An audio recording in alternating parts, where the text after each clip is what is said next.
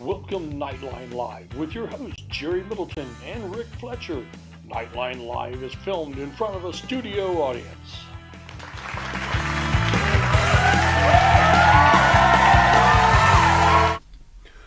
Welcome to Knightline Live. It's December the 7th, 7 o'clock, a Wednesday night special edition of Knightline Live. I'm Jerry Middleton, and along with me is Rick Fletcher. Rick, how you doing? We're doing well. We're in the middle of busy season, Jerry. Lot is happening. You got the Christmas holidays. Obviously, personally, we've all got things going on as we prep for the holidays.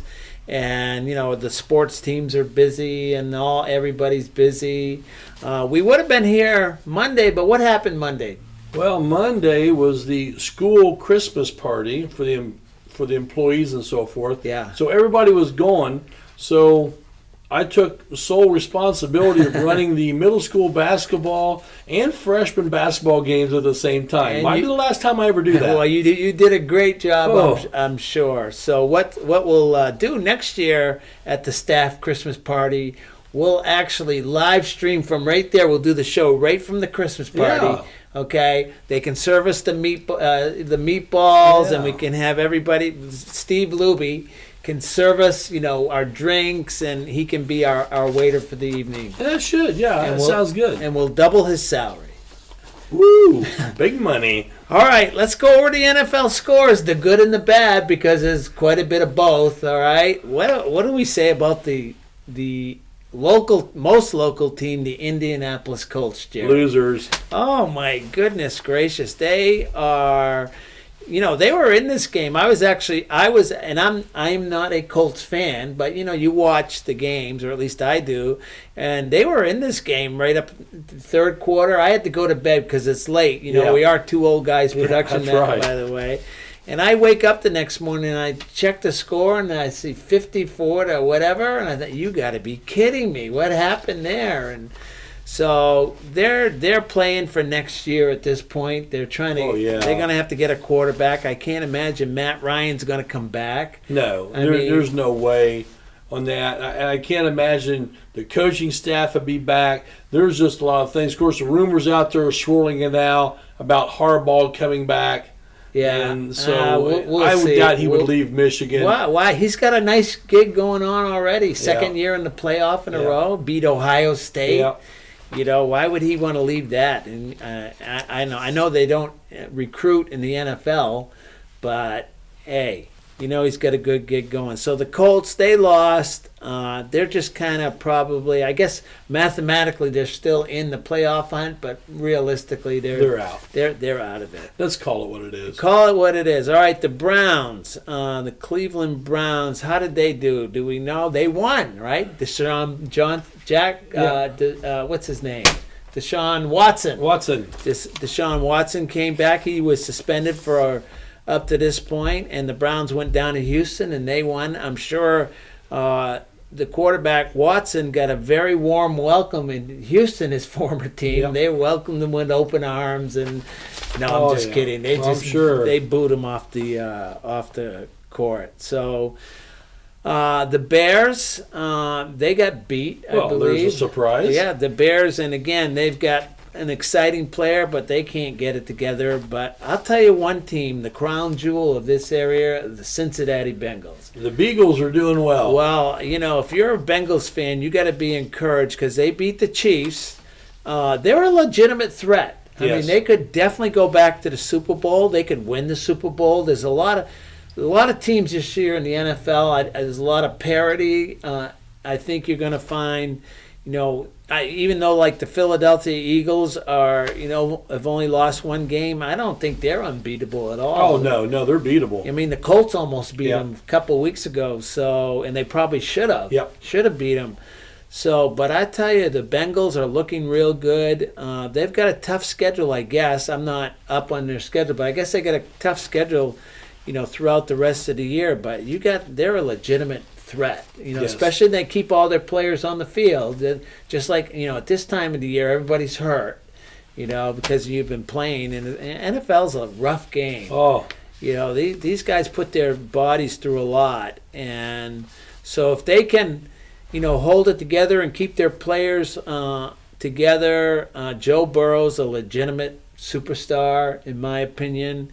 He leads this team, and I think actually they're better this year by quite a bit than they were last year. Well, I think so. I think they can make a long run. Yeah, they do. So watch out for the Bengals. Let's see. You never know what's going to happen in the NFL. And Bengals are actually, they could make a play for the number 1 seed. Yep. So they're in the thick of that thing. So hey, there's your wrap up for local NFL. Mostly you got one team to look at really for the rest of the year. Yeah. The Colts are going to play out the schedule, the Bears the same way. We'll see what Deshaun Watson does for the Browns and how he does. It's going to take him a while to get acclimated. You just don't come out, and you're playing at the top of your game. So we'll see. So that's our NFL wrap up. Better than you're going to see on ESPN. Absolutely. We give you everything. It didn't take an hour to do it. Just wrap it up. Just wrap it up. All right. Well, I thought we were done with fall sports, but however, there was a little event that went on. The volleyball team had their end of season banquet. A little later than they probably wanted to, but they did have it, and they gave out some of their awards, as teams are wont to do.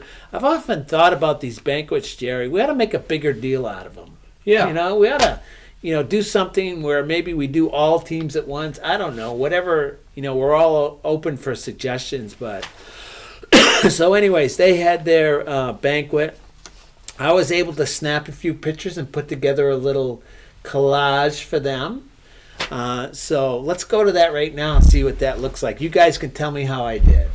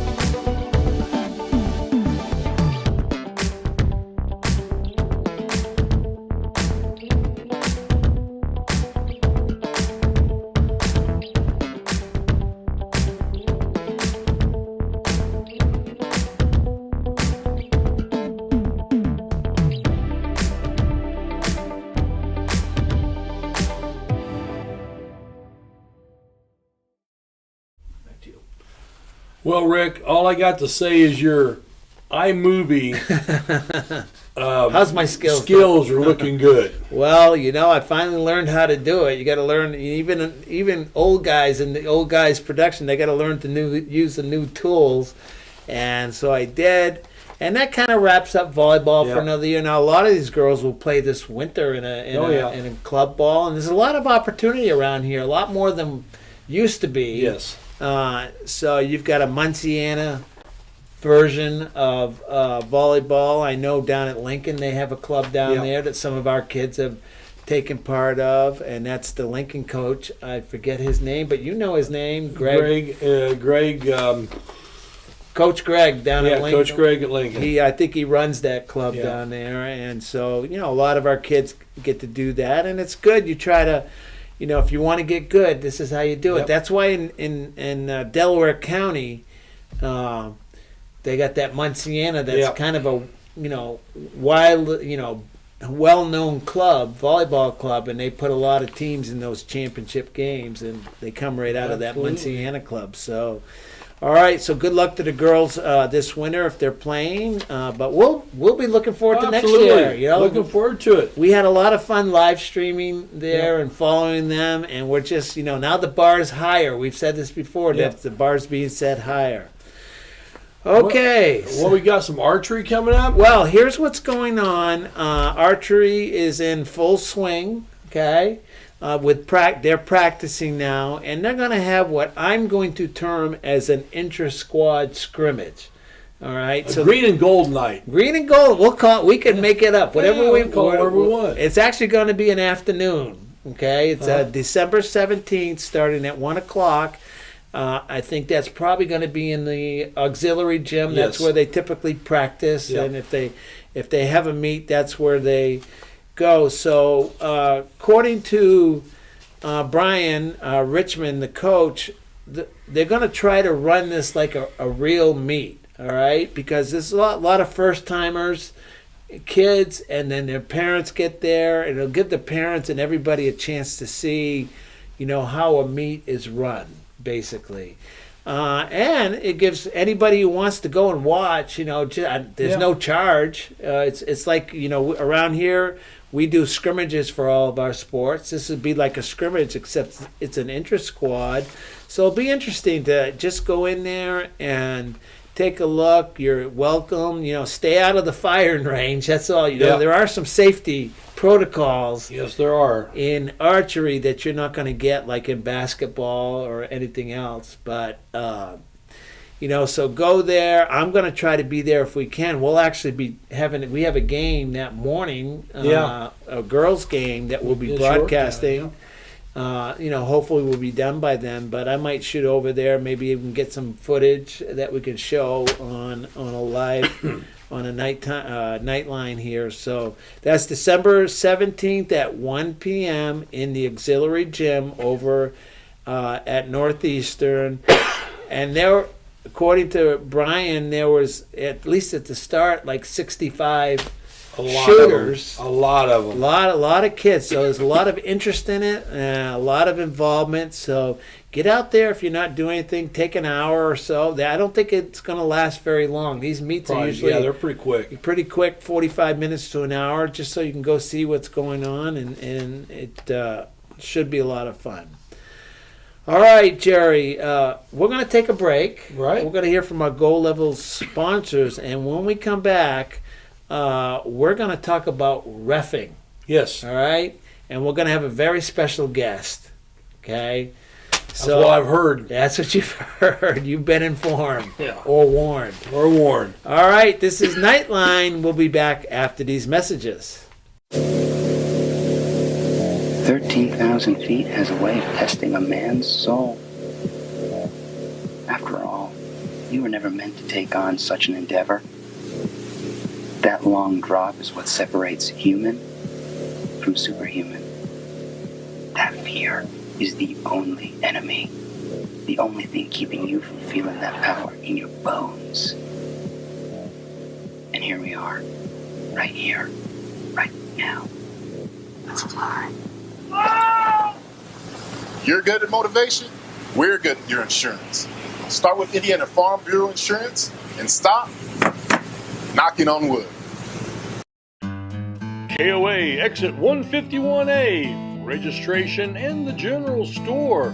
It's a family-owned campground with pull-through parking for RVs or travel trailers with full hookups. Rent a cabin. Relax at one of the fire pits or picnic by the pond. A playground for the kids, or get in around the golf before dinner.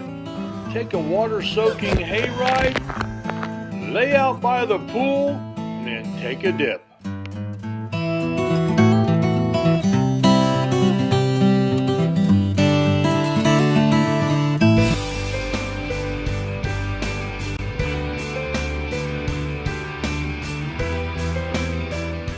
At Kate's Family Eye Care, we value a family-friendly atmosphere, offering high-quality eye exams.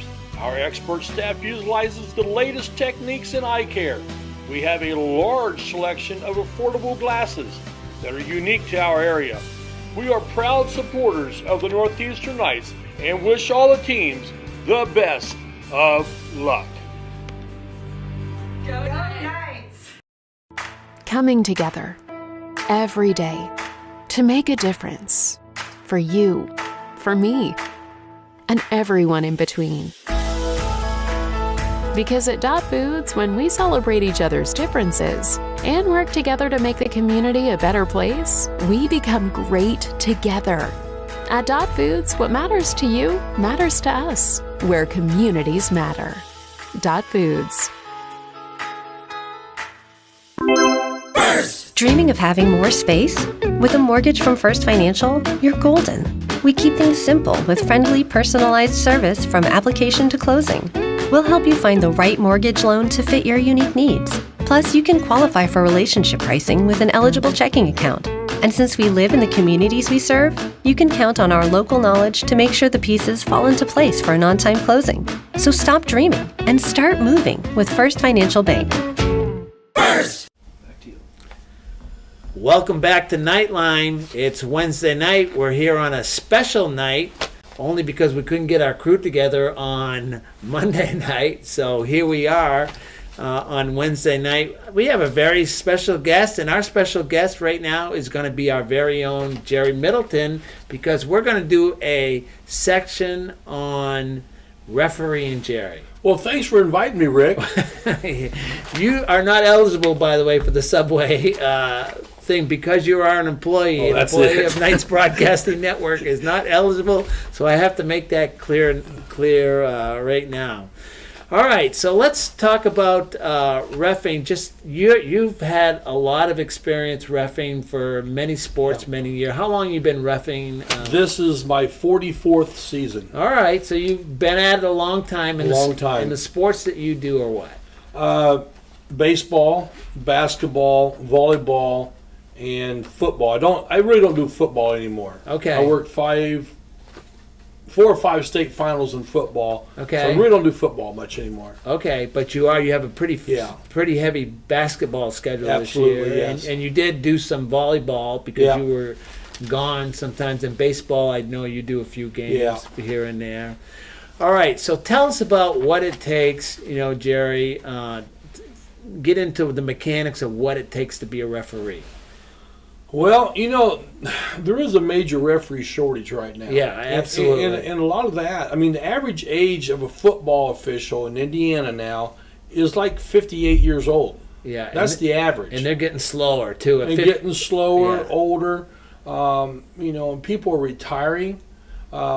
So basically what we're trying to do here is, everybody yells at the referees at the games. Do they really? I've never seen that. Might be good referees because they're doing a great job from the stands.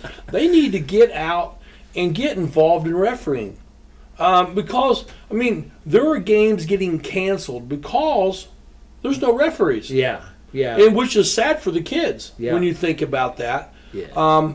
So, as far as the mechanics of getting into it, the IHSA, you can go to their website, and there's a big thing on there for officials. In fact, they've even got scholarship programs where you don't have to pay for your license the first year. Okay. And you can get it for free. Or if you're a high school student, there are classes that you can have where you can learn in high school how to referee and the rules of the game and all that. So there's lots of opportunity. The problem is, once they take that opportunity, the older you get, the more you know how to handle situations. Right. So when people start yelling, the fans, i.e., the older guys just go, let's.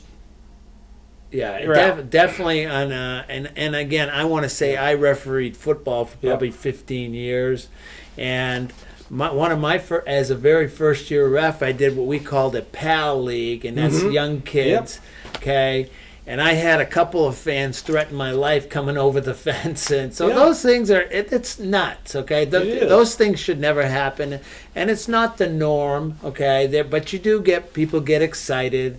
And a deterrent for a young, say, a high school to a college age kid. They don't Absolutely. know how to handle that. They don't know how to handle it because you think about the times that we're in right now. A lot of them can't even handle being scolded or whatever by a parent or their coach, or they can't handle that. More or less, 30 or 40 people sitting in a group calling them every name in the book. Yeah, and it's something like, I don't need this. Well, and you can see the seasoned refs, and we have them here all the time. Absolutely. I mean, they know how to handle it. Yeah. They hear it just as much as anybody else, but they know how to handle it. So, that is a negative aspect, but there's some positive things in refereeing. I mean, it is a lot of fun. You do enjoy it. It's a way to be a part of the game without having to coach, because coaching takes a lot of time. Yeah. So, what would your advice be for, say, a college kid or a high school kid just getting out of high school who's thinking about it? What's your advice to him? Well, what they need to do is find their local association so they can get some mentorship, and that would be a real help. And plus the fact, let's face it, you go and work a freshman basketball game, you're going to get paid $65. Not bad money for a college kid. Not bad for an hour and a half work. Right. And most universities, you've got plenty of schools right around them. Not hard to hit 10 or 15 schools within a 30-minute drive. Right. So basically over the winter, if you worked one at each place, you might make $1,000, and you make $1,000 at college, you're the hot dude on campus. Yeah, that's pretty good money right there. Plus, there's always, take like the little kids level, like they're starting them like second, third, third, right on up. They have all these leagues. They're always looking for referees. Now, they don't pay as much, but it's a good way to get experience. And then you work the junior high games. That's how you get experience. And, you work your way up to junior varsity, and, beyond if you really want to go beyond. Oh, yeah. I mean, we've got in the pro basketball league that I work. Right. We've got 5 people working in the NBA right now, and another, I think, 12 to 14 working in the G League of the NBA. Right, which is like a minor league. And just a few days ago, I went up to Fort Wayne. One of the guys from Houston texted me and said, "Hey, I want to thank you for everything you did to help me." And he says, "Why don't you come up to the game?" So I went to the game at the Coliseum in Fort Wayne. After the game's over, went to the referee's locker room, and and went down there, and then during the debriefing, as they call it, and then I got another buddy lives in Miami, Florida, who was on my crew about 9 years ago. He was with us all the time, and at that time he was like about 27 years old, and now he's in the NBA. And he just called me and said, "Hey, I got the Pacers game in a few weeks. You want to go?" Well, sure. Why not? You know. And so, with refereeing, you network, and you end up getting a lot of, I want to say, connections. Yeah, you absolutely do. Those guys, like if you go to a Colts game or Bengals games, a lot of those guys are local guys. They're either high school refs or they might be college refs or working the chain gang. Yeah. They work the chain gang, and that's a lot of fun for and they get paid a lot more than probably $60 to do that, as far as the chain gang goes. And I've known guys who've done that. Yeah. They work, like where I grew up in New England, they'd work the Patriots game, or that type of thing. So it's a lot more than just what you see on a Friday night in football or baseball or basketball or that type of thing. So let me ask you, as far as the fan participation, okay. What is the easiest sport? Would football be that one because you're far away from the crowd? Football by far is the easiest because 90% of the people don't know what's going on anyway. Right, and that's absolutely true. Yeah. And the plays are so far away that they hard to see. I mean, I was a back judge, and so as the back judge, so you did a lot of running back in the day. You threw your flag. It was a 15-yarder. no, that was it. Yeah. And so when you threw it, everybody could see it pass interference. Right. And so, but you're holding as an umpire, Nobody sees it. Nobody yet. sees that. No, you can't see There's, it. oh, come on. Yeah. You know, Yeah. but that's about it. Yeah. Yeah. So, football's a good place to start in our Absolutely. opinion. Obviously, when you get into basketball, you're inside, closed space. And everybody knows basketball. Yeah, and nobody's read the rule book. Okay, so when an old guy like me starts yelling at an old guy like you, okay, and here I am, I've never read a basketball rule book in my life. I freely admit I don't know the rules, but I'm going to tell you how to call the Right. game, Jerry. So how do you handle that right there? Usually, for the most part, I just Let it ignore go, it yeah. and go on. Now, if they start getting personal Right. or something, then at that point in time, I may turn around and address that situation. Like, really? You know there has to be contact for it to be an illegal screen. Everybody knows that. Yeah. And so now I put it back on him and everybody else around, chuckle, chuckle, chuckle, and that's the way I handle it. And 99.9% of the time, that's going to Yeah. that's going to get it done. Yeah. And this same guy might yell about the next play, Yeah. but you just go on and you're moving up and down the court, and the game gets done. And usually there's not an incident, but we have had some incidences, and that's a negative part of this. Well, I mean, just locally in the past, and I mean locally, I mean Indiana here. yeah, Just the other day, 3 people got thrown out of a game because they came out onto the floor in disgust of a call or lack of a call.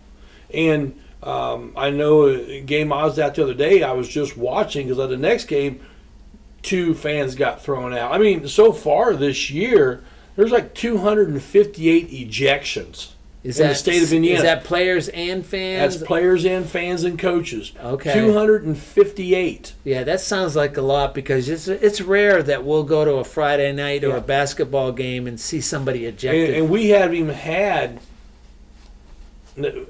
got to what I refer to as that's just fall sports. That's not winter sports. Oh, so there's we're no basketball in that We're yet. just getting started. We're just getting warmed up. Yeah. All right. So that's a lot. It is a lot. That sounds like a lot. So, but as a fan, it's a no-no. You don't get on the court. You don't Yeah. leave. You stay in where your seat is. If you want to yell, which Yeah. you want fans to get into the game. Yeah. You want that excitement, and it can carry overboard a little bit, and I'm going to freely admit I've been overboard before. I'm not. You look at yourself after the game and says, "What a fool I was." I admit it, okay, and I'm not proud of it, but that's the way life is, and I'm sorry if anybody was offended, and I by every right you should. It's a negative on me.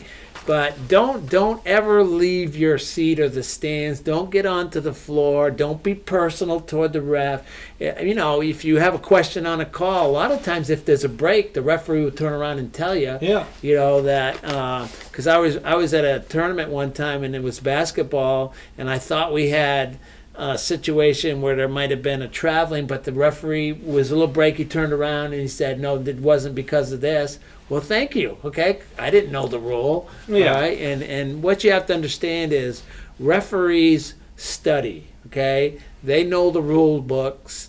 The rules change every year. There's always a tweak to the rules, and it's their responsibility to know the rules. And the average fan that just does not. They've never picked up a rule book, and that's just human nature, Yep. So these guys that are out there on the field or on the court, they know what they're doing. Okay, they don't play favorites. No. Okay, they don't care who wins the game. That doesn't matter to them who wins the game. They're there to call the game as fairly as they see it. Every once in a while, fouls get a little lopsided, but they tend to even out. That's right. And the game is like a roller coaster. It is. The game's a roller coaster, and sometimes you'll get a bunch of fouls on the upward, and then none on the downward, and that's the way it goes. And it's like we talked in volleyball. It's a game of runs. Yeah. Everything's a game of runs. And sometimes you end that ball game on that going up because you have to foul. Yeah. And the fouls are lopsided. Yeah. There's nothing worse when someone yells, the fouls are 5-0. Yeah. And if you don't think that we don't know that, Yeah. because there's this giant scoreboard that says 5 and a 0. Yeah. We know what the fouls are, but you're not going to make anything up, but you just want to make sure that you don't miss something when it does happen to make it 5-1. And the referees are not robots, okay? No. They're going to make mistakes. You and I were commenting the other night on one of the games that we're broadcasting where sometimes what happens, and this happens more often than you're not, a play could happen right in front of you, but you might be looking over there and not see the play in front of you. That's human nature. Or if you're battling the cheerleaders. You're trying to get out of the way. You're about ready to get taken out. I mean, Oliver Miller took me out. Yeah. And Oliver Miller was Shaq's backup. He's like 6'10", 340. And he took me out. There was a foul, and it looked like a tree falling. And it fell. Did you get hazard pay for that? And it rolled. And I had surgery on my left knee from it. Oh, my goodness. Oh, he hit me for a ton. They pay you extra for that? Or no, just, thank you for coming out. And you do hear a tree fall if you're in the forest. And that was Oliver Miller falling on you. Oliver Miller. And you know what? And to him, he apologized. He's like, Oliver, you did not do it. Yeah, stuff happens. Stuff happens. Yeah, you're running up and down the field or running up and down the court, and you're going to run into somebody once in a while. I mean, that's just the nature of the beast, and that's the way it goes. For the most part, I would say, at least in our gym, for the most part, we're pretty well behaved. Not all. I mean, there's always going to be, every game's going to have some voices in the crowd. I think our administration here does a good job of cutting off potential problems. Well, that's exactly what they want to do. But so on the positive side, let's talk about I think refereeing is a good vocation for a kid who's not going to go on and play college sports, but wants to stay involved in athletics. What better way than to be a referee? Well, physically, it keeps you in shape and so forth. But some of the bigger things is, if you think that you want to become a NBA referee, those guys are making $400,000 a year. Yeah, that's good money. Good money. Yeah. And you work 7 months out of the year. Right. And it's good money. Major League Baseball umpires, those guys are making $400,000 to $500,000 a year. Absolutely. And if you're a hockey guy, pickleball, pro pickleball. There is a pro pickleball league. Pro pickleball league. We're having a lot of fun with that pickleball off the air. So. But there is lots of positives to it. College basketball referees, the good ones are making $100,000 a year. Yeah, and that's usually a part-time job for them. They're lawyers in some law firm or brokers on Wall Street or doing something. Yeah, there's and I know a bunch of those guys that in that, and I worked at for a number of years before the pro basketball thing opened up. When it opened up, I jumped on it, and I talked to referees from Washington to San Diego to New York to Orlando and all points in between. Right. And said, what are you guys getting paid out here for high school games and stuff? And trying to see, how it works. And are you short referees too? Yes. Yeah, so that's a common theme around the country. Common theme around the country. Short referees. So I think the purpose of this segment is there's a lot of positives to refereeing. Like I said, I did it probably 15 years for football, and I enjoyed it. Yeah, there were moments. Did I blow calls? Absolutely, okay, because you're human. You don't see everything. You make a bad call. But, on the positive, it just you're involved in the games.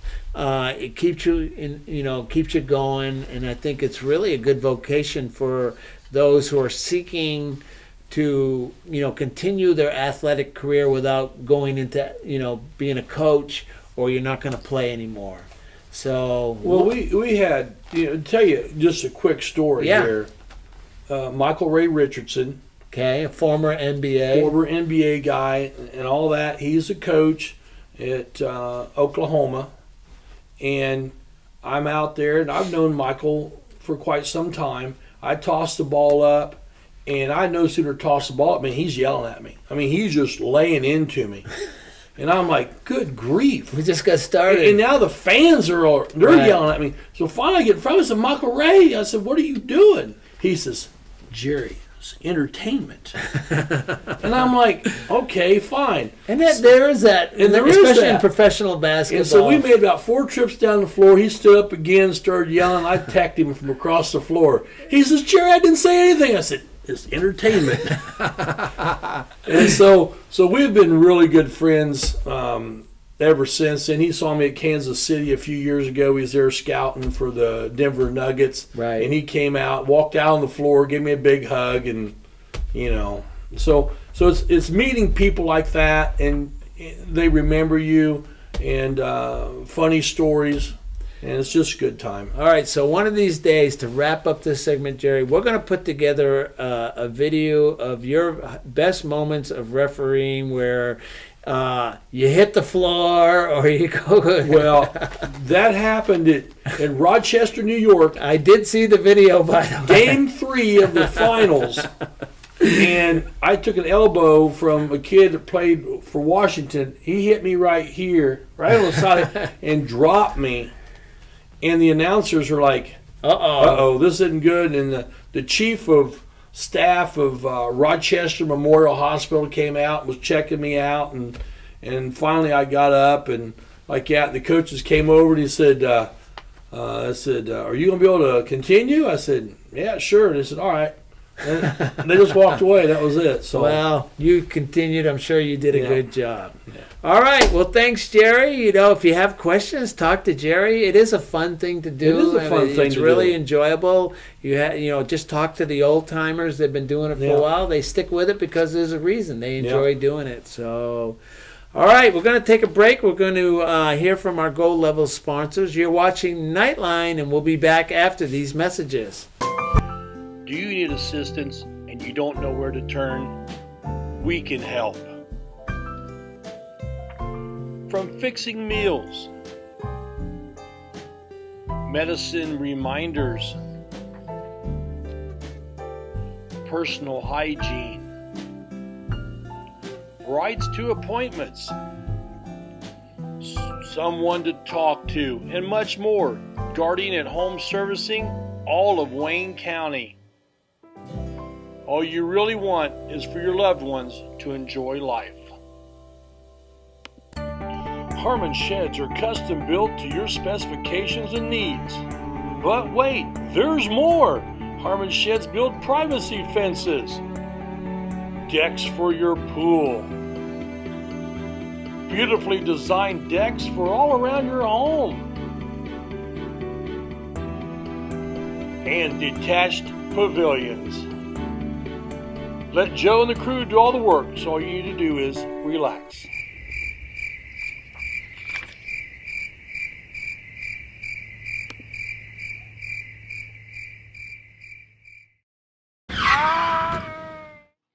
This is Rick Fletcher. When my car needs repair, I take it to 715 Simharjan Parkway in Richmond, home of Knuckle Busters. With their ASE certified technicians, why would you go anyplace else?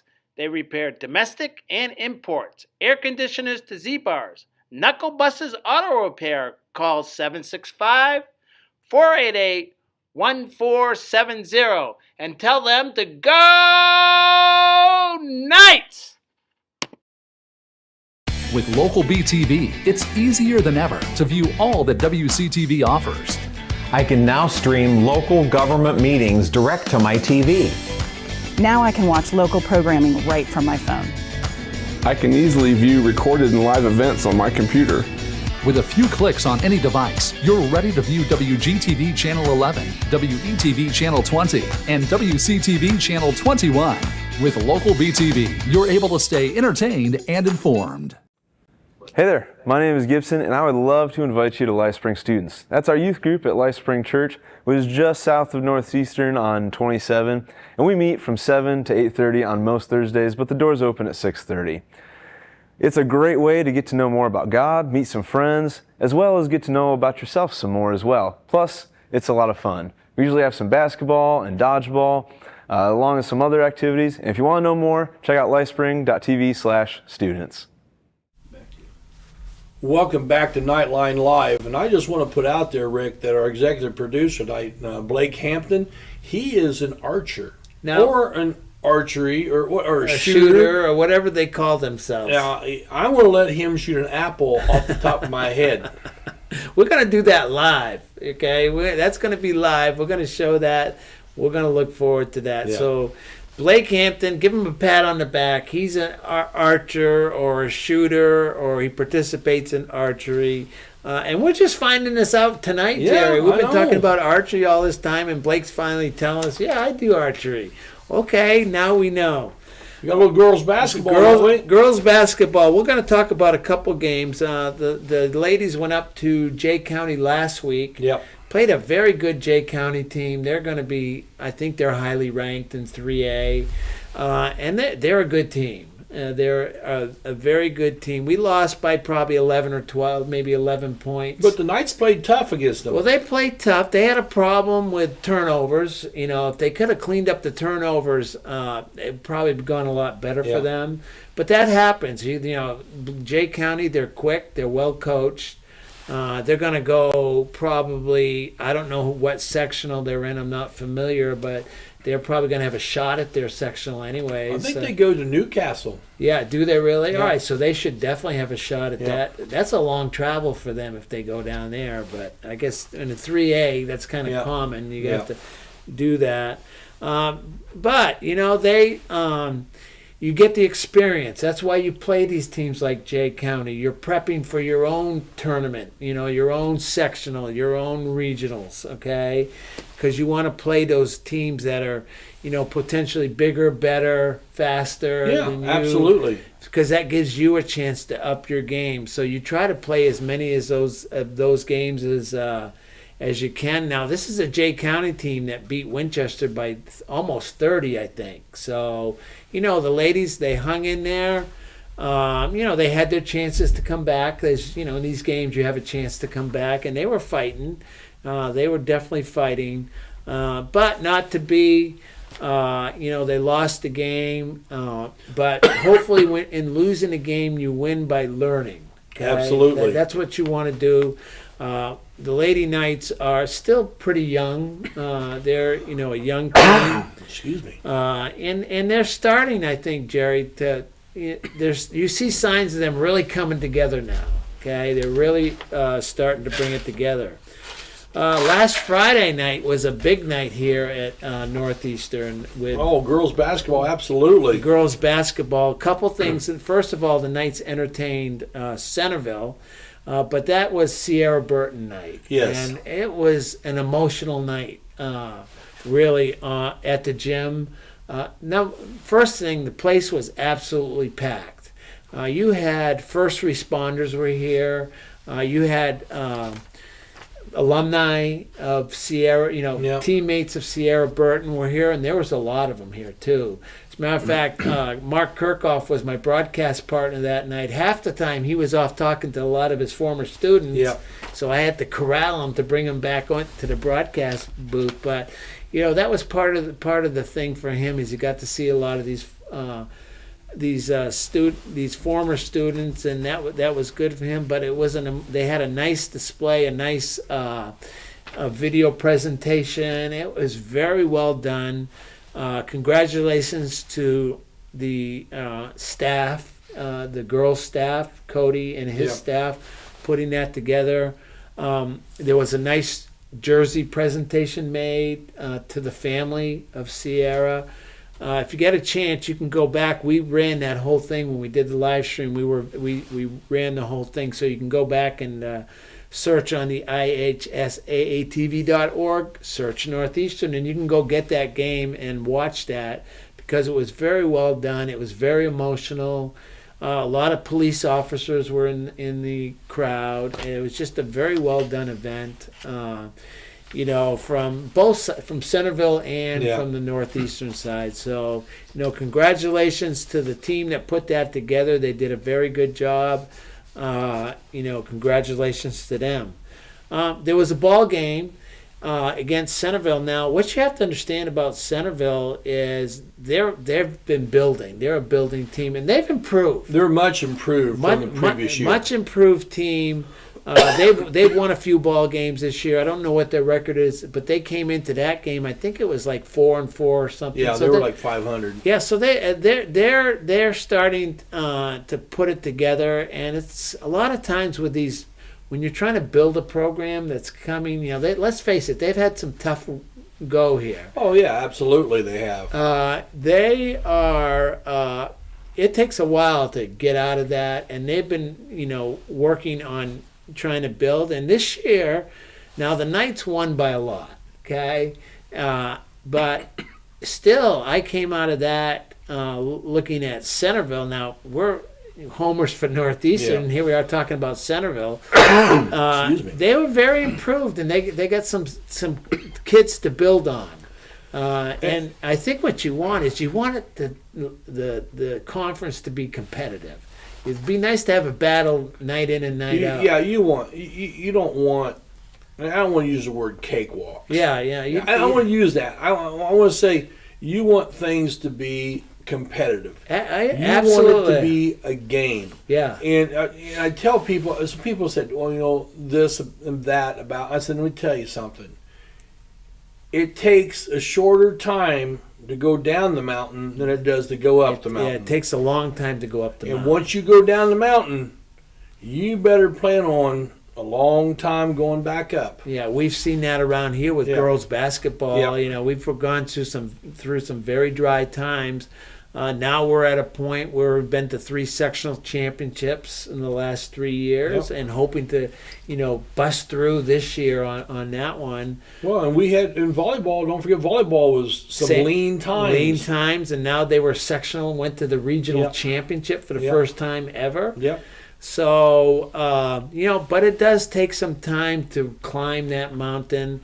And what happens is success begets success. Yep. If you're successful, you look at Brent, what he does with his boys team. They had over 30 players wanting to play boys basketball. Yep.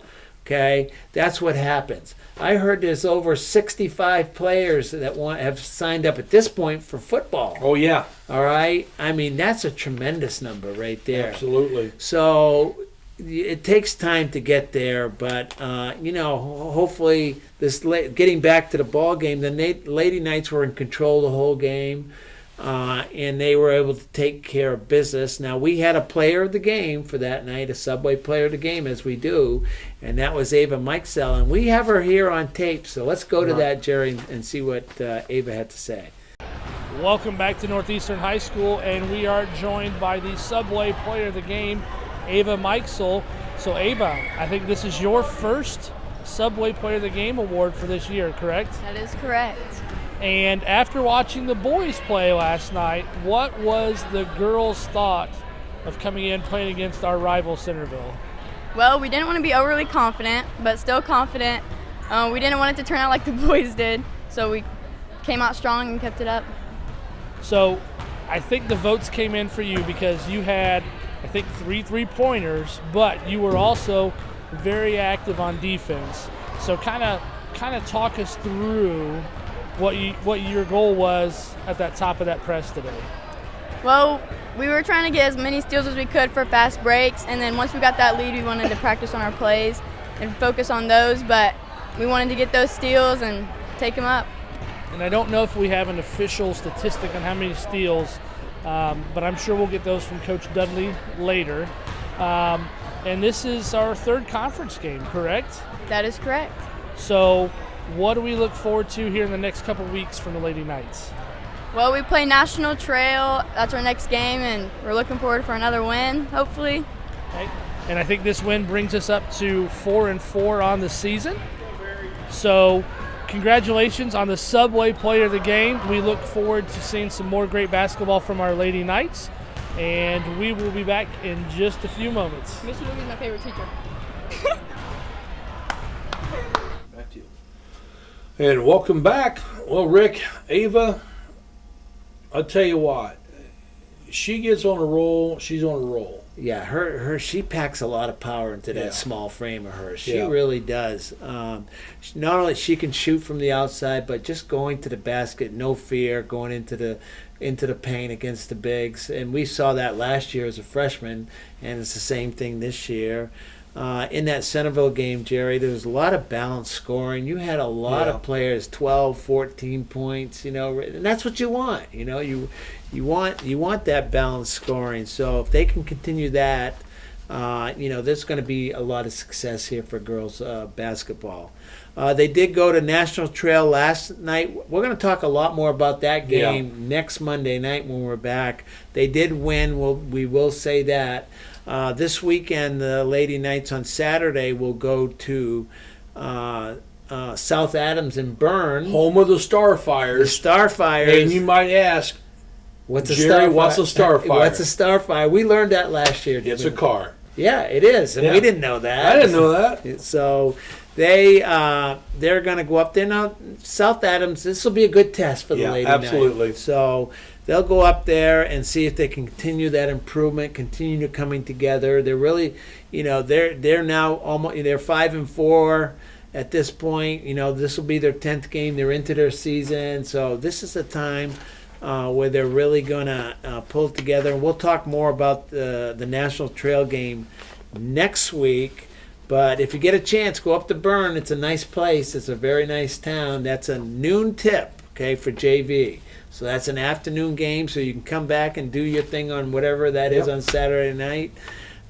So get up there to Bern, see if you can get there and see the Lady Knights. So I guess we're going to break right now. Well, I think we'll take a quick break here and we'll be back with boys basketball on the Knights Broadcasting Network. You've had a hard day at work and all you want to do is sit in your lounge chair in the nice cool air? Then it hits. The AC's not working. The living room feels like the Sahara Desert. Call Reynolds Plumbing, Heating, and Cooling. In just a short time, it'll be nice and cool. And then all you'll need is a sign that says, "No penguins allowed." Call 765-966-0994. Reynolds Plumbing, Heating, and Cooling. Proud sponsors of the Knights. Did someone say boom, baby? Call Scaretti Pyrotechnics at 765-977-2757. Scaretti Pyrotechnics has performances for birthdays, weddings, school athletic events, other occasions, and of course, the 4th of July. Scaretti Pyrotechnics are proud supporters of Knights Athletics. Boom, baby!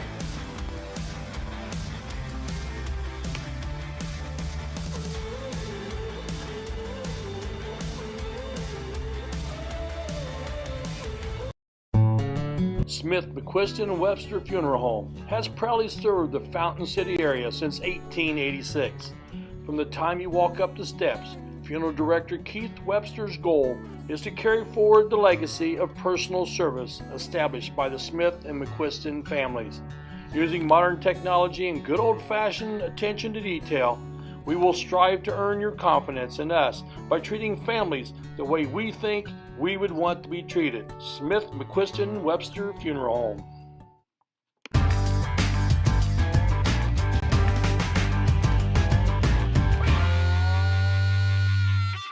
Rick, thank goodness somebody called timeout because I am hungry. I'm starved, Jerry. Hey, with 3 different Richmond locations and 1 in Hagerstown, there's a Subway sandwich shop near you. And you can always order off the app for curbside pickup. The drive-thru's always open, and the way that I prefer it, I just like to walk in. Here's your sub. Listen, Subway, eat fresh. Go Knights!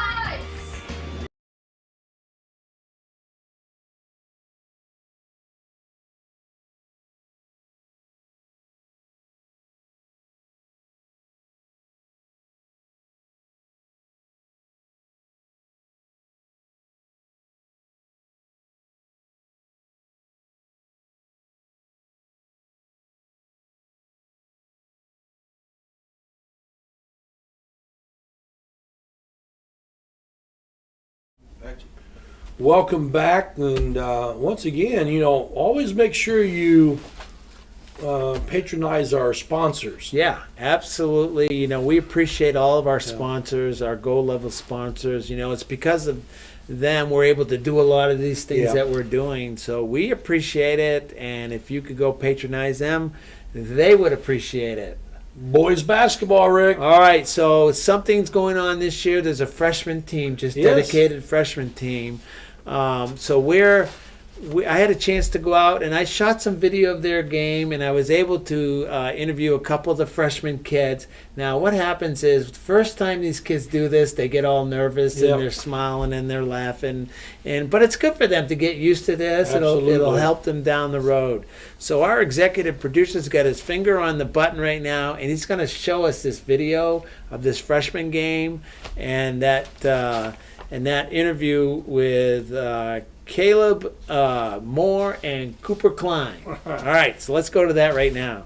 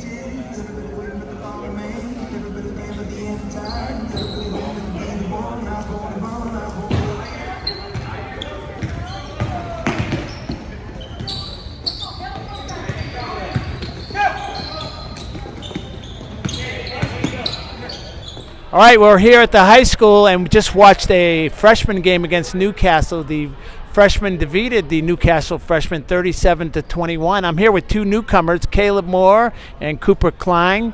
So how you guys doing? Good. All right, so I want to ask you guys, both of you guys, Caleb, what's the transition like from being in junior high to now you're at the high school level? Freshman, it's a little difference, and JV is like a big difference.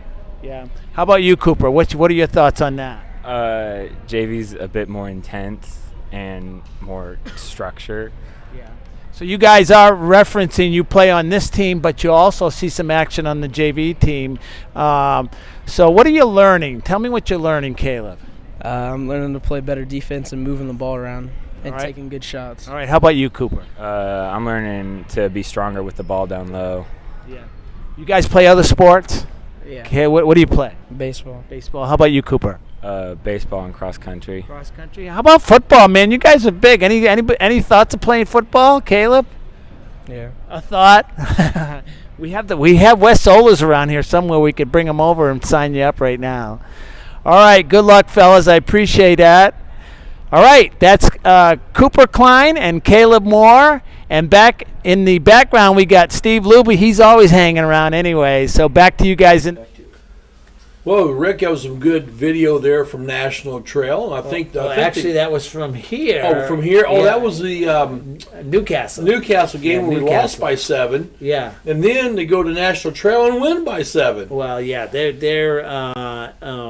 so they've got a schedule, I think, 10 games. Yeah, which is 10 good, games. Good for these guys to get out and play as a team, and Brian Mauer's coaching them, so it's good for everybody to do that. All right, back to varsity, Jerry. Centerville came to town last Thursday night, I believe. It was like the first game in a Thursday-Friday doubleheader. Much improved. Oh, they kudos goes out to Coach Cody Smith. Yeah, absolutely. They've got 2 freshmen that start and a third that comes in off the bench, and playing a lot of time. And that, they've been down. All right, there's no question about it.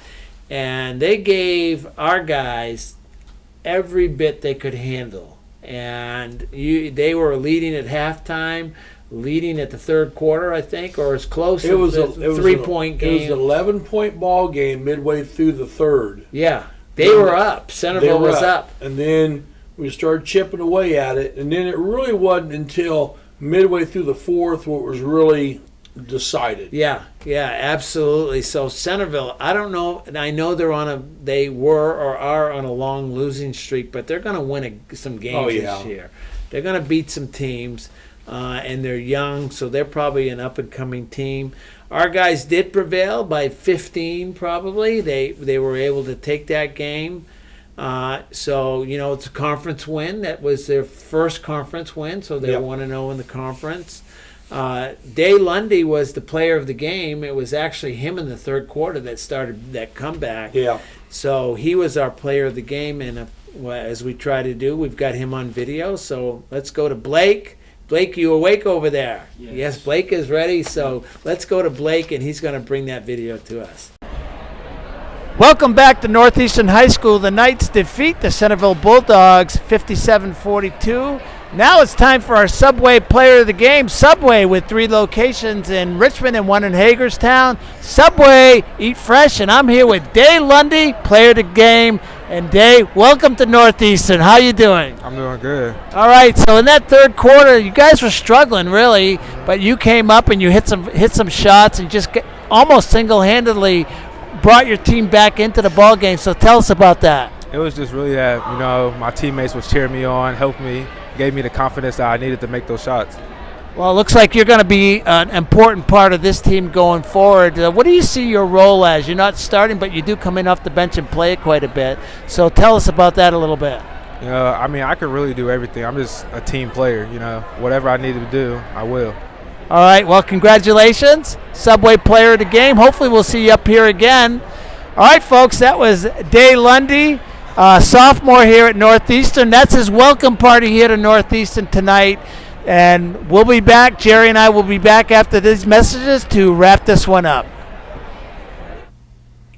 Welcome back to Knightline Live. And Rick, you're right. Lundy came in and sort of took over that third quarter, made some clutch shots and so forth, and it was good getting him on there. And his mom was as proud as could be. She was, and most parents are when they see that. So he could be a nice, player. He's only a sophomore, so he's just getting acclimated to number one, the school, and the basketball program. So we'll probably look for more from him as we go down the road.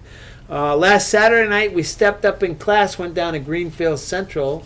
We went on the road. Knights Broadcasting went on the road, and after fighting with the internet, as we tend to do when we hit the road, Jerry, we were able to alleviate those problems. Thank you to Greenfield Central, and we appreciate them letting us come. And the Knights, they got beat by 14 points, 61-47. They had some opportunities, especially start the second half, because they got 2 or 3 stops right in a row, but they couldn't convert on the offensive end. And that's Greenfield Central. They can shoot the ball, 3-pointers. I know in their JV game, just to touch on that, they had 11 3-pointers in the first half of that game. That's crazy, but so the Knights, you play these games to get better. You play these games against tougher competition to gauge where you're at. And you want to win, all right? You're not coming out you just be the sacrificial lamb. You definitely, you play to win. You want to win, but at the end of the day, what you're really gearing up toward is conference play and sectional and beyond. And, that's where you want to be ready. So the week ahead is a big week for the guys here on Friday night. Got Eastern Hancock coming to town, and we know all about Eastern Hancock. Well, they're rated in the top 5 in 2A, I think it is. Yeah, deservedly so. Yeah. And then they should be. They went all the way to semi-state last year. Barely lost to the eventual state champions, I believe. Okay, so, and they've got some big guns coming back. So that'll be here Friday night. Be in the gym. We'll be live streaming that, but we all know what the live stream for, Jerry, is for watching when? When you get home and you order your pizza and have some popcorn. After you watch the replay. So let's pack the gym. We expect a pretty good crowd. I expect a big crowd. There'll be a lot of interest in that game. So be there. We'll be there live streaming, but come support your Knights. So you have a quick announcement that you'd like to share with everybody. Well, we're happy to announce that we will be broadcasting all games of the girls sectional at Hagerstown. Right, which is a great venue. we love that venue. Yeah, we love everybody, and thank you to Scott Snodgrass, the AD over there.